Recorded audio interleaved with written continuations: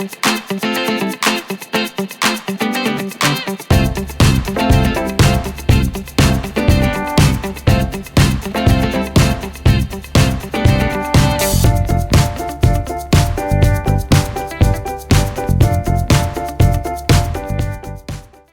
to another Tabitha's Glass Emporium YouTube video. Today we're looking at a very special present for a friend of mine, Ilene, for a birthday for her, and let's have a look at it. So this is a 3D floral summer garden that I made for her, and I want to show you how I made it. So I want to do this project in this frame, so that's the size I'm working to. I'm going to put that to one side. I just, needed to get a piece out so I had the right size. I've got this piece of ring mottled glass, so this isn't fusible. So I'm not going to put this in the kiln. I'm not going to fuse it. If I did, I'd lose all this texture, but I know that that is going to be my background piece of glass. So this will be the background piece of glass. So I've created a stencil, which is going to be different layers of the piece, and then I'm going to do my two, because I'm pressing this glass. I want it sort of watercolory, so to go with the kind of mottled theme. I then drawn around each of the stencils onto two pieces of thin fire, which I'm then going to build my pieces on directly onto the kiln shelf, which will go into the kiln and be pressed. Now, I'm not worried if there are going to be kind of holes and things in these pressed pieces. They don't need to be solid. That's why I'm pressing them. So I'm not going to try and create a solid piece of glass. I also would tend to use scrap, but I used all my green scrap yesterday in another project, so I'm going to use what I can find around.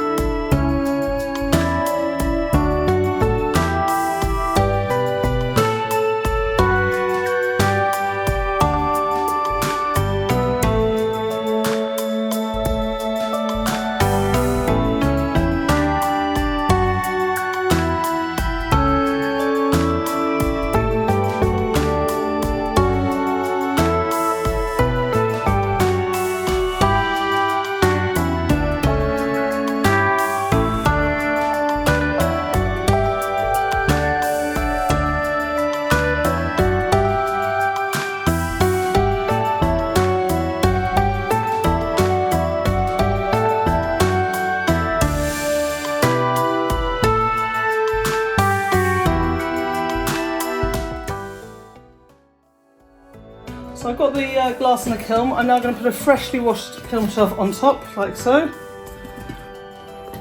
Then the next kiln shelf, I'm just going to put another one like that on top, and I'll put the glass on there, and then I'll put another one on top. Here's the next layer in the kiln and ready to go. I'm just going to put the other kiln shelf on top like so, and it will be fired per the schedule at the end of the video, and we can see how it looks when it comes out. So here are the layers, nicely sandblasted. Now I've just layered them up because I kind of want to work out where my little house is going, which is going to go kind of there and behind that. I am going to now unlayer everything to be decorated. I just am going to briefly sort of do a mark on each layer. Actually, this one goes behind, so it's not very much of that at all. And then that's so that I can kind of know what I'm seeing of each layer. I don't want to put a load of Murrine on something you're not actually going to see.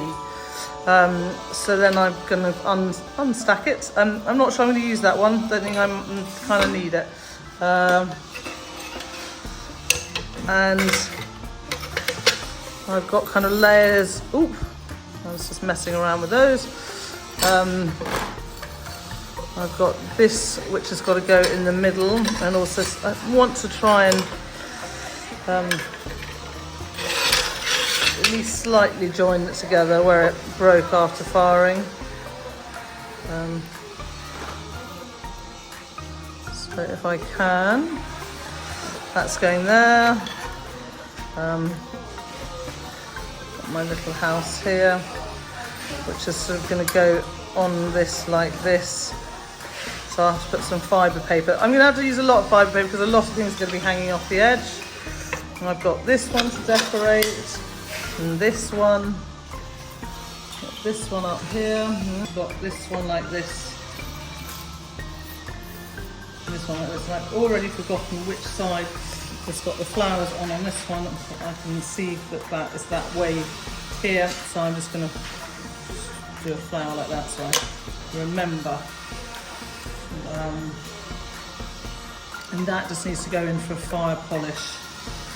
So this one is going to have quite a lot off the top there, and that it's only got so much to. It's going to again also have stuff off the top. This is going to have stuff coming off the bottom, and this one might have stuff coming off the top. I'm just wondering how to fit them all in.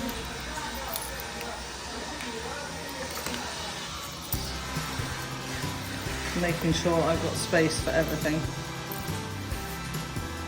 There we go. That leaves me with space for everything.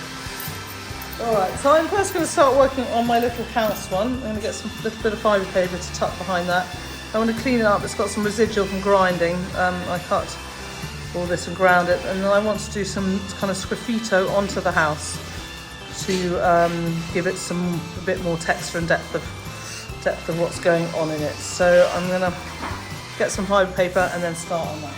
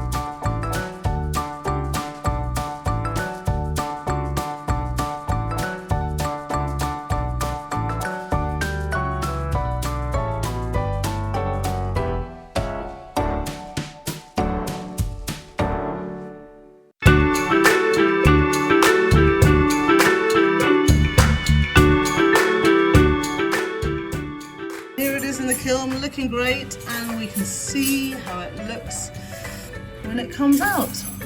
So we took the piece out of the kiln and cleaned them up, and I'm afraid I forgot to film, but we're now putting them in the frame. So the bottom big piece fits exactly into the frame as it is. We're putting this in behind just to kind of hold it in place, and now I'm adding the other background pieces, and I'm using some, over here some 6mm glass spacers. Here had some 3mm glass, here was glued directly onto this piece and then onto some 6mm stacks here. This has got 3mm stacks in between. And we're just trying to give that a feeling of depth. Now I've got to be careful, you know, I've only got so much space in the whole piece. I've still got to get this piece with the house in here, which will fit in the back. We've got this piece which will go on top like so. I might trim the edge off so it fits kind of nicely in there, and this will go like this. And we've got this tree to go in the background as well with the red birds. I don't think the red birds are going to show. We'll see. What will be good once I've got these, the glue is set, which is going to happen, you know, I'm going to let it have a good 20 minutes to make sure it's glued. I'm going to turn it over and really work out where these other pieces should be. In a way, it's probably good to glue one piece, have a look, glue the second piece, have a look. But we've got a lot going on in the studio today, so we're just doing probably more than we should at once. So as you can see, we've glued most of it in, and man, am I loving this project. I've still got to do this tree that's going to go in there. So I originally was going to try and use this piece of glass as the backing. I'm just going to show you how it looks briefly. But I think it's a bit too busy. So I've decided instead to put a piece of texture in the back, which I'm going to decorate with some powders and a little bit of frit. Now, when we put this piece in on top, it was hard to fit a 3mm piece of texture. It just wasn't closing. So instead I've glued some just pieces of texture to the side of the frame, and then this fits on top nicely. And once it's fused, it can go in there and it will all sit in there well. So I'm going to get this covered and get it in the kiln so we can see how the final piece looks. So I've got the piece up here so I can kind of look, and I've drawn on the glass where you can see the back, but I do want the back covered, completely covered in some glass powder, just so if you have it sitting on a table like this, the back side of it you can't see. I'll show you what I mean when the piece is finished. But so I'm going to make kind of there's like the top is sky. I want to make it feel like we're sort of, you know, it's a sky at the top. There's a bit more Egyptian blue. That was the first colour was light cyan. This one's Egyptian blue. Put some of that down.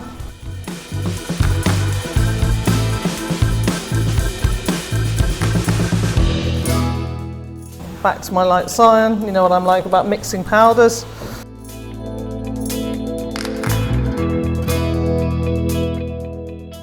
So I'm going to use a bit of pea pod as a covering. Pea pod doesn't react with the blue.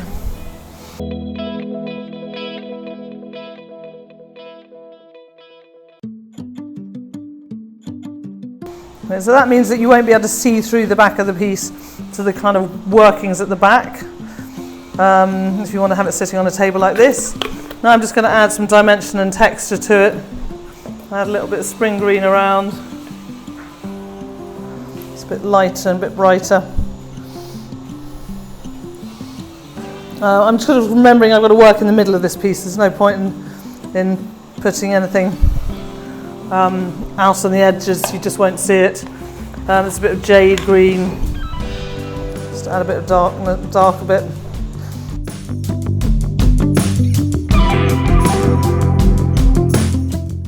Take some light aventurine.